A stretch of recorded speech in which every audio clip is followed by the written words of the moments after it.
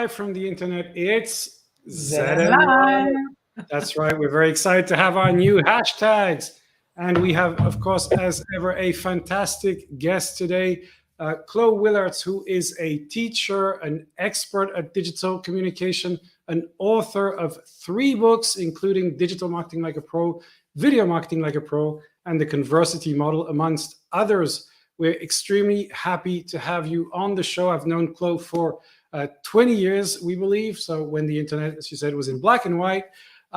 And she's actually rewriting or updating her book, Digital Marketing Like a Pro, which is a really amazing resource for communicators. It's a kind of Bible of digital marketing. And you wrote this a few years ago. So I want to ask you first, in upgrading that book, what are the big changes that you actually, which are the chapters you have to rewrite, and what have you kind of been focused on in these past weeks? Well, I wrote it in 2018, and I also mentioned, among the other platforms, something called Google Plus. And that's the annoying thing about writing a handbook like this one, because this is written for students in colleges and universities, so I have to get to know the basics of digital marketing, and then it's kind of embarrassing if there's something is mentioned that is no longer there. Also, I mentioned a promising young platform called Musical.ly in my book, and then a year later TikTok exploded. So, and another thing is I'm a little stressed out, to be honest, because I should already be working on it. My deadline is next week on the 6th of July. It's 400 pages, so that's way too much. I also have to decide what I'm going to leave out in the next edition. So what are you gonna? I mean, what are the big changes? Is there a chapter that you had to rewrite because of the pandemic, or because of some of the changes you experienced? What's the most challenging change that you're working on, and that you're thinking, damn, I have to rewrite that whole bit? I'm going to keep the structure, because it like all good things, it has 3 main parts. The prepare, which is the P in Digital Marketing Like a Pro. Run, which is channels and tactics, and then optimize is about your job as a digital marketeer is never done, because when you see the results coming in of a campaign, for example, after like 2 days, you owe it to yourself to adapt, to change a little bit, to tweak it, so that you constantly optimize. So the prepare, run, optimize structure will remain the same. I think I'm going to keep the strategy part, because that never changes. How to prepare for a planning, stick to the planning, adapt when necessary. But of course, the channels will change. I see a lot more mobile first channels than in 2018, for example. Even in the creating, when you create content, for example, we live now mostly in a mobile first world, which is luckily my second one, Video Marketing Like a Pro. I already took that into account. You don't need a literal camera crew with these heavy cameras. You can make marketing videos with the camera you already have, which is your camera phone. So quick question. I love books. We love books here at ZN. However, would a piece of information like this be not much better suited as a video series, as a online course? Why did you choose to turn it into a book, which, as you say, it gets outdated, specifically when you talk about channels so quickly? Yes, you're absolutely right, and I do make educational videos, but in a specific context. For example, one of the projects I'm most proud of is that I made a video series teaching creative people, or creative entrepreneurs. It's in Dutch. It's called digitaal ondernemen in de creatieve sector, which is like a digital entrepreneurship in the creative industry. And I made a series of educational videos, both on Facebook and on YouTube, teaching performing artists, for example, or a theater company, how they can use digital channels to promote themselves and to connect with their audience. A book, however, it's not a book you're supposed to read. Sometimes people come up to me and they say, I bought your book, I'm going to read it over the weekend. And then I think you're going to have a really weird weekend. It's not really a reading book or a management book. It's more a syllabus. So it is handy if you can just when you're working on something and you remember, oh yeah, she always talked about, I don't know, the triple H model for planning your content, and then go back to the book. And also my students, I love it when they show me their copy of the book. Usually there's all sorts of like post-its sticking out, and notes added to it. And that's the way a physical book is supposed to be used. It's an object you can return to at different points in time. Yeah, and I think well, you mentioned your video video marketing book. We actually have a comment from Remco Timmermans, space influencer, saying great topics, so much to learn about video marketing. Many companies in my industry are very much struggling with video content creation. And I think it's interesting, that you picked that specific topic, and I want to dig a little bit into this. Obviously, video has exploded from YouTube to TikTok to everybody basically creating a different format. But the reality is that everybody's still, well, from a communication perspective, the big question is, how professional do you make your video? What expertise do you need inside the company?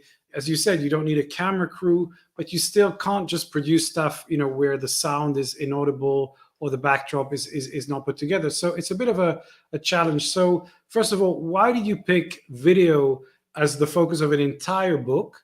How relevant is it still today? And how would you advise communicators to kind of get started and get serious about video? That's a lot of questions. Well, I mentioned the project I did for creative entrepreneurs and performing artists, and I was looking for a handbook that would teach me how to make a good video, and I couldn't find it. So that's why I wrote it myself. It's always a good idea to write a book you were looking for yourself. And specifically marketing videos is a big misunderstanding. Whenever someone starts in their head with a video project, they think they're going to make like a mini documentary or something. It is only a marketing video if it ends with a clear call to action. You want to change people's minds about something. You want them to subscribe. You want them to buy. You want them to react. So that is, work your way backwards. Think, what is the change I want to bring with my video or a series of videos, which is always better, and that's the end of your video, the call to action. Now, the most important thing about all these trends converging right now, like user-generated content, bigger bandwidth that is available with 5G coming up, better screens, better camera phones with high-quality cameras. So lots of software and tools that make it very easy for you to make attractive videos. All of this is all a big hunger for videos, especially during the pandemic. We were hungry for some form of human contact, and then having something that looks like a video call, it was the closest thing we could get. So there are two main things to remember when you're making a marketing video. First of all, the basics for what is a good video are still the same. Meaning that the basics for lighting, the basics for audio, the basics for how you show someone, like in this case, I'm like a talking face. Where do you put the head? How much space do you... So these basics are still the same as they were 100 years ago. So you need to learn those basics. And that's a big part of my book, is to show you, pay attention to audio. Audio is something bad. Audio, like the wind blowing in your microphone because you're recording outside. This is something you cannot fix in post-production. So the basics are still the same.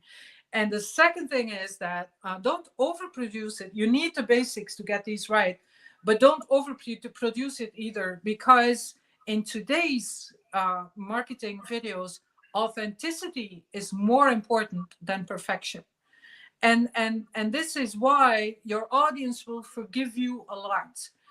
Even if you look like potato, or you think that you're, I don't know, too fat, you look too fat, especially women can be very self-conscious. If, for example, something small happened, like your cat is typically, they will walk over your keyboard while you're recording a webinar. These things will add to the authenticity, although from a video technical point of view, they make your video technically less perfect. So the basics are still the same. The basics of good video, like lighting, audio, framing, are still the same. But on the other hand, don't overproduce your video, because authenticity is more important than perfection. Yeah, I think that point you make about authenticity is extremely interesting. In fact, the format of this show is we do it live, and we do it, over people's webcams, try to get decent sound, but it's a conversation, and we're not going to go into a studio with hundreds of people in the back to produce it, but we just want to get the conversation going. And I had a conversation actually a week ago, I think, with somebody from the commission who was talking about one of the big videos they produced during the election campaign. And after analyzing it, they basically realized that this was overproduced, and that it was so, they had spent months producing it, big crew, and it just didn't feel authentic, because it's just like, okay, clearly big agencies have been involved in that. Yeah. But there is, of course, some things that still have a lot of production value that are very attractive. By the way, we have Justin saying, hello, everybody, happy Friday. And so there's Daniel, who's saying happy Friday. And Daniel is a big fan of one of your video recommendations, which is Love, Death, and Robots. I'm pretty sure he's mentioned it before. So you had a couple of recommendations. You said that you watched this episode and it changed your life, I think. It was why we should watch it. So there's a number of things that what I like about Netflix is that it is this huge catalog of things, sometimes very recent, like in the case of Love, Death, and Robots, and some of them are like ancient, and you can watch all of this and learn. But Love, Death, and Robots, every episode is different. And what I like about one of the episodes is called Jibaro. So there is this filmmaker who specifically made a 15 minutes long movie, which is completely in 3D animation. So you don't see any actors, no live action. Everything is made on a computer. And I just want to show you a really short clip.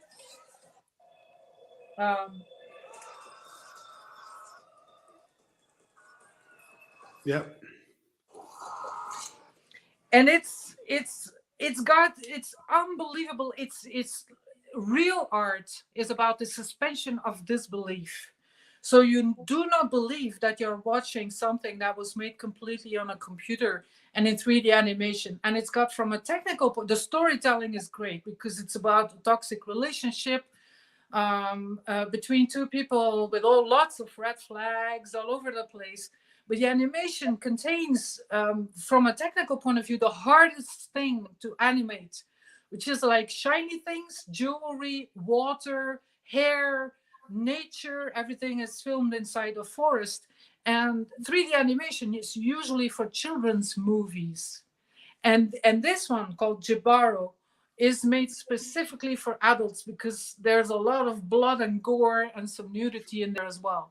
And this only shows that, of course, it takes a creative genius to make something like this, a real professional. It just shows you the edge of what is now technically possible. And the next step is that artificial intelligence is being used to create videos on the fly.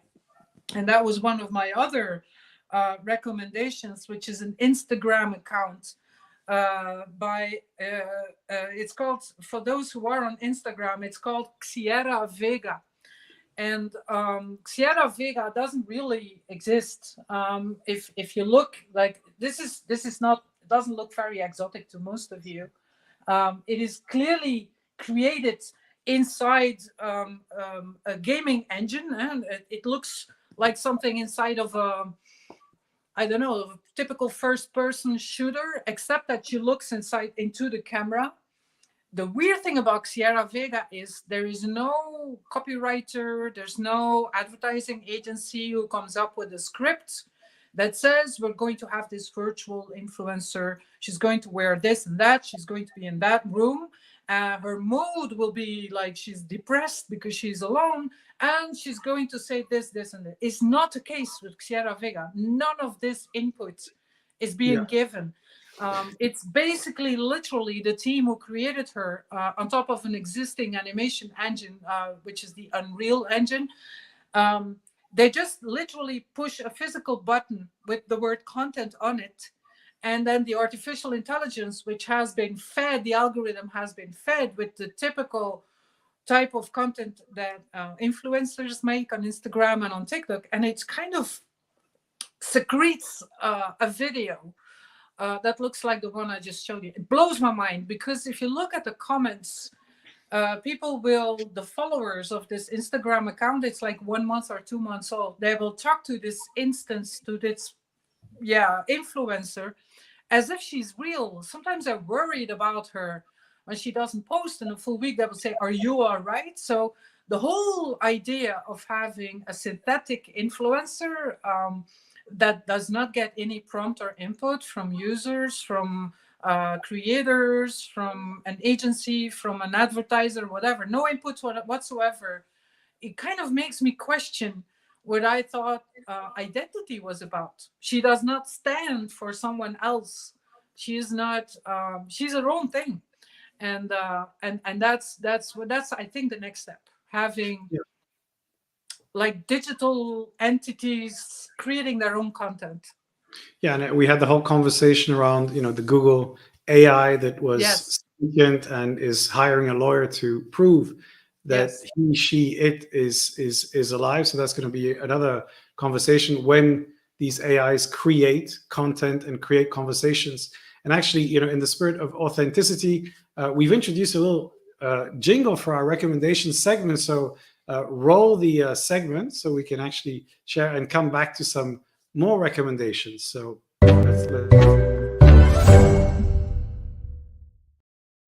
now that was some serious CGI right there.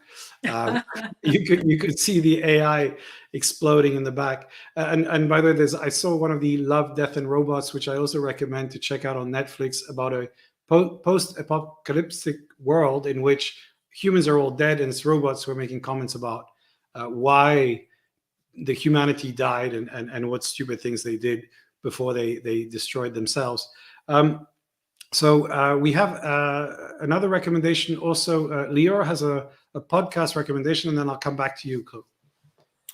Yes, my recommendation of the week is Pivot. It's a podcast, as you say. It's run by Kara Swisher and NYU professor Scott Galloway. Scott Galloway, who's always fighting with Elon Musk on Twitter. And it's about tech, social media, business, politics as well a little bit. I really like that podcast because it brings me up to speed with everything I need to know. It's quite on an advanced level, so there's no basics, which I like. It's a really good podcast. It's Pivots on all platforms. Yeah, fantastic kind of interaction. And if you want to see a fake Scott Galloway, watch We Crash on Apple TV, which actually has him, but not him. They had an actor, so it's very strange. But fascinating show. So, Clo, you have a book, 100 Things We Lost to the Internet. Tell us more about that. What have you lost to the Internet? Well, most people will say we've lost privacy. Yeah, that's one of those big because the killer app is of digital. The biggest feature of digital is that you can do copy paste without losing quality of the image, of the text, etc. Which means that a digital image can live on forever and come back to haunt you. A tweet can, a screenshot of a tweet or an email can live on forever and then destroy your career and reputation 10 years after you published it. Something that is said in private, a conversation, a private communication can all of a sudden become public. So I think that's what we've lost, not just to the internet, but to the fact that because it is digital, it can be copied and taken out of a very private context and in an unlimited way. There are no limits to copying and pasting. Yeah, it makes original content more difficult to discern, especially when it's memified. So Justin said, with adverts getting shorter to cater to our collective short attention span, it's now harder to achieve authenticity.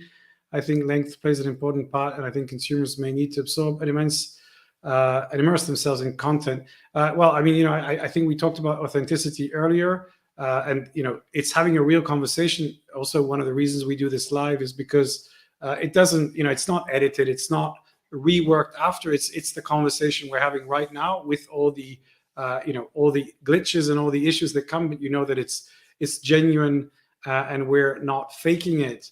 But the other thing we do with this is, of course, we record it, we then create clips, and we run them after, so people can see the bits that they're interested in, because they do need much shorter content. But I guess your third book recommendation, The Dawn of Everything, A New History of Humanity, that's probably not a short book recommendation. Is this Sapiens-like? It is Sapiens-like, but more linked to digital technology. I think there is a place for long form as well. I'm not one of those people who says that because of social media, we all have a shorter attention span. I don't believe that the way our brains work has changed in the past 10, 100, 1,000 years. But long form has its place. I do enjoy, I try to read almost daily, basically. There's three main sources when I blog or tweet or send my weekly newsletter. So the input comes from a lot of long form formats. And there's, first of all, Feedly. Feedly is a tool where you can subscribe to RSS feeds, and it kind of keeps my mind open. Second is books like the ones we've just mentioned. And then third is a lot of newsletters. I think newsletters that curate stuff for you are a very powerful form to have a weekly or a monthly connection with whatever your audience is. And the good thing about newsletters is also that you're not dependent on the whim of a social media platform. When people have literally given you the permission to send them something every week, and you do your best to make sure that they're happy to receive whatever you're sending every week, it has value for them. I think that is very powerful. And that's another recommendation, that if you want to open your mind a little bit and come into contact with recommendations for newsletters, there's a newsletter, coincidentally, it's very meta, it's called The Sample. So I think the URL is sample.ai, and there is AI involved. Basically, when you get a recommendation for a newsletter in your inbox and you decide to subscribe, or you tell the algorithm that it's not your thing, it'll gradually learn more and more about you. And for me, it kind of, sometimes sometimes we get inside our own filter bubble, and we read and we see and we follow the same things every day. And the sample, specifically for newsletters, kind of helps you break out of your own filter bubble.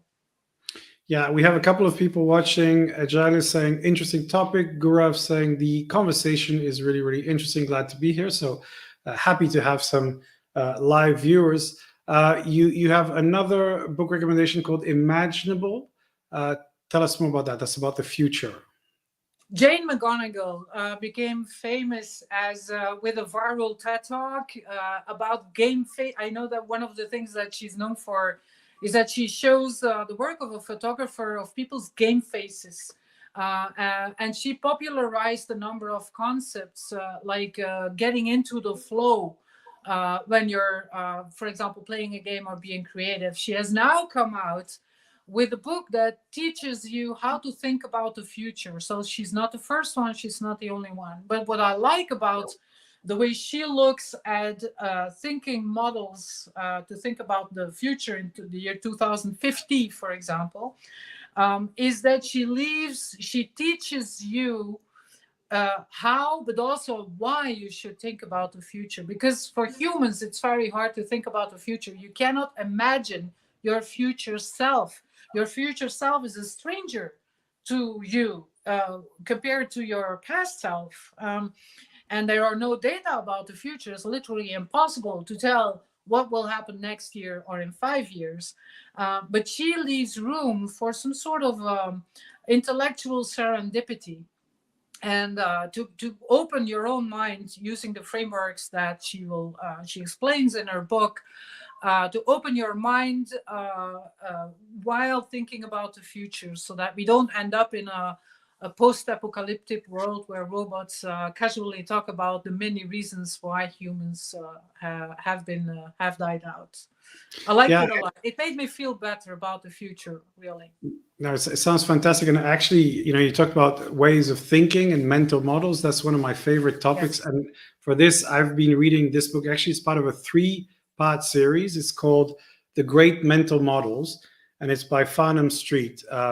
Definitely a fantastic blog with great articles. But I love books, and this book is beautiful. I mean, it's edited with illustrations. It's nicely put together. It smells nice.